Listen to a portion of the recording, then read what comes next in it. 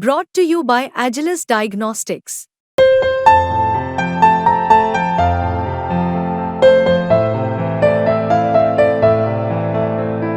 Agilus Diagnostics.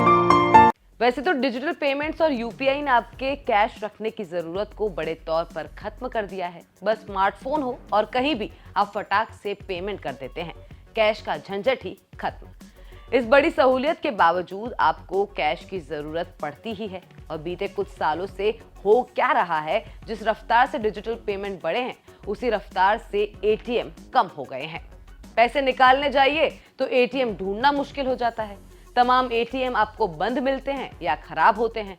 इसने customers की दिक्कत काफी बढ़ा दी है। लेकिन यहाँ एक और बात समझने की है, एटीएम की क्राइसिस से सिर्फ आप यानी आम आदमी ही परेशान नहीं है, बल्कि बैंक भी इस वक्त एक बड़ी मुश्किल से गुजर रहे हैं।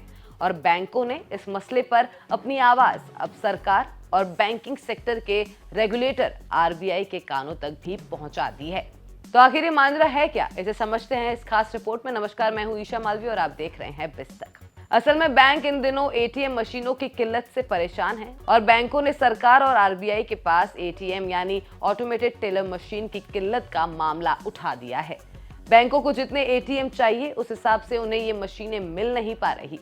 बैंकों को ये एटीएम सरकारी प्रोक्योरमेंट मार्केट प्लेस जीईएम से खरीदने पड़ते हैं। बैंक इस खरीदारी से जुड़े नियमों में क्लैरिटी चाहते हैं।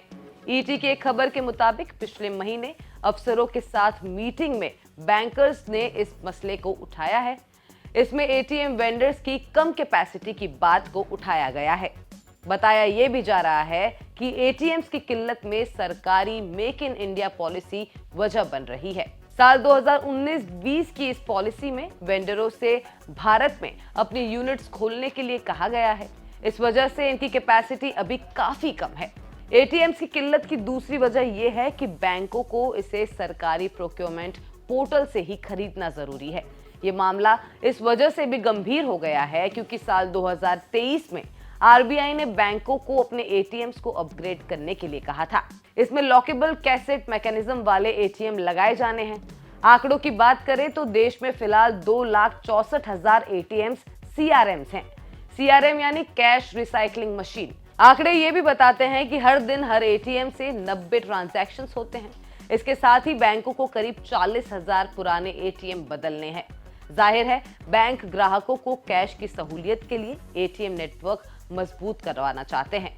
लेकिन इस राह में सरकार की मेक इन इंडिया पॉलिसी और सरकारी पोर्टल से खरीदारी की शर्त आड़े आ रही है।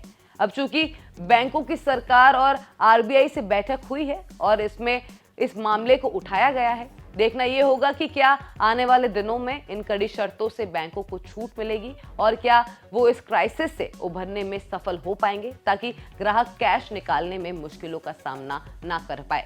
आपको हमारी एक खबर कैसी लगी हमें कमेंट सेक्शन में जरूर बताएं और बिजनेस जगत की तमाम खबरें देखने के लिए बने रहिए बिस्तक के साथ।